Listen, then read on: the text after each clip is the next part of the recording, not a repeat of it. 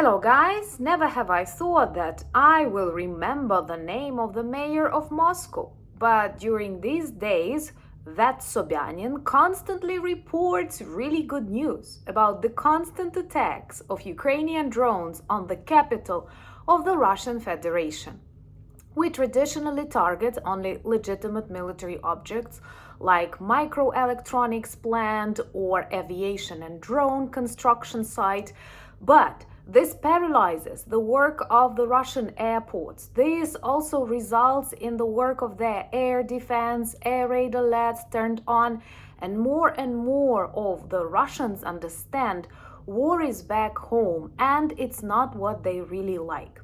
And it is also a proof to the democratic world that Russia can and will be defeated.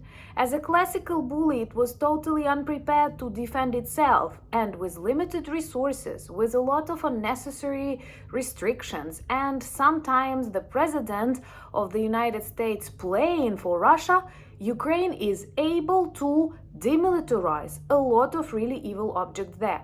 And apart from Moscow, our drones worked in Bryansk, Belgorod, Kursk, Oryol, Kaluga, and I literally have to make the list of those Russian regions that because of Putin and those who support him became a war zone too.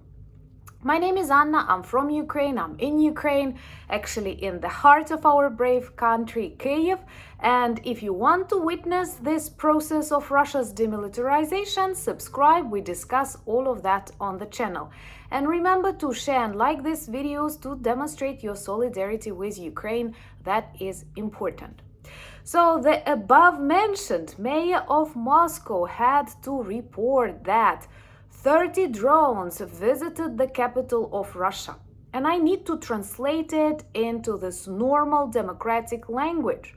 Russians did not manage to stop 30 drones on the way to Moscow.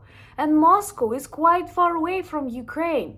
And Moscow is the symbol of Putin's strength. It's the heart of the evil Russian Empire. And they cannot do anything. Trust me, they want to stop them somewhere at the borders of the Russian Federation, but they fail. And then they need to activate air raid alert, they need to stop air traffic, and thousands of people again, I don't know, for the 10th time stuck in the airports of the Russian capital. Just imagine what they are thinking, what they are talking. Definitely not glorifying special military operation of Putin that somehow is happening now in Russia, not just Ukraine. And the only way to persuade Russians that they don't want this war is to let them taste their own medicine. Once again, luckily for them, Ukraine obeys the rules of war and targets only legitimate objects. So tonight, Ukrainian drones were working in Moscow, but in Moscow, we first of all visited Zelenograd, that is a district area on the suburbs of the Russian capital, and they have a big technological park there, totally dedicated to the construction of various aviation technologies and microelectronics.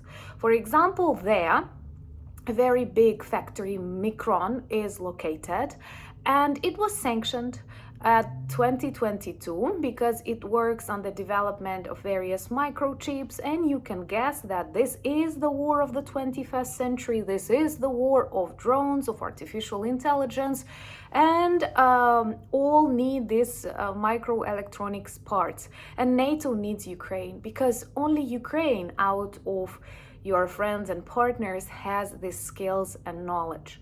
All the rest, Russia, China, North Korea, they also improve these skills. This is a war of drones, a war of technologies. And by the way, today President Zelensky reported about a very unusual strike when 400 Ukrainian drones, simple drones, small drones, operated simultaneously, targeting and destroying 40 different vehicles on the front lines. Let me know, would you like a separate video about that, because this is no more just one drone. These are hordes, flocks, swarms, whatever you prefer, but they do tremendous tasks. Remember to subscribe and share these videos. That is important in the world intoxicated with the Russian propaganda. So that Micron factory was producing various chips. It was sanctioned. It is also a part of Russia's Mir payment system. You know, they cannot use SWIFT. They are out of Visa, MasterCard, and all of that.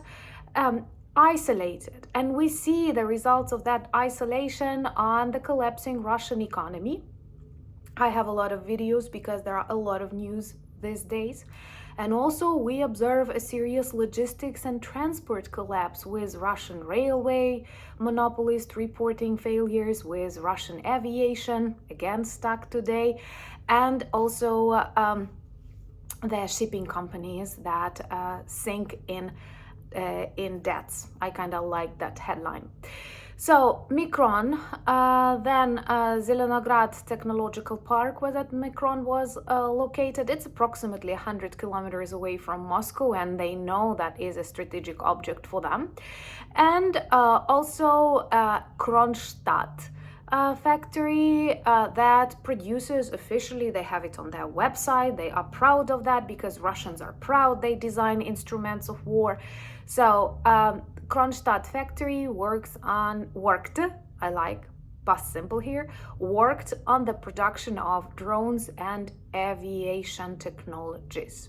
And Ukrainian drones visited this heart of the Russian Empire and did the job with explosions. There are tons of videos of Russians that are very surprised to hear explosions, to see smoke.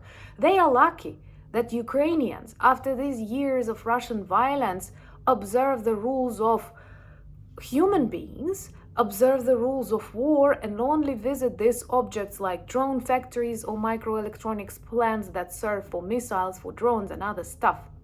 So they are just observers, they are not victims. In Ukraine, unfortunately, on a daily basis, we have lots of victims, civilian victims of Russian attacks. But in Russia, they are victims of their dark dream to keep destroying the world, because Russia is impossible without wars. Russia is like the main producer of conflicts, problems, and wars. Just for a second, imagine that they stop this war and they collapse because there is nothing else that can keep them together, and that million of violent soldiers returning back home without salaries from the front lines, without looting opportunities. So our task is to defeat and demilitarize Russia, and I'm very grateful to all of you who keep working on that, talking to your representatives, persuading your neighbors, simply demonstrating your support for Ukraine and democracy and freedom. You are amazing with our 5th NAFO campaign, because we have collected a lot, and it means a lot of new drones that save lives, and also trucks for Ukrainian heroes, for people who are on the front lines. And I know they are on the front lines not just in Ukraine, but on the front lines in Russia. And let's be realistic, these front lines in Russia are dozens of their regions, including the capital.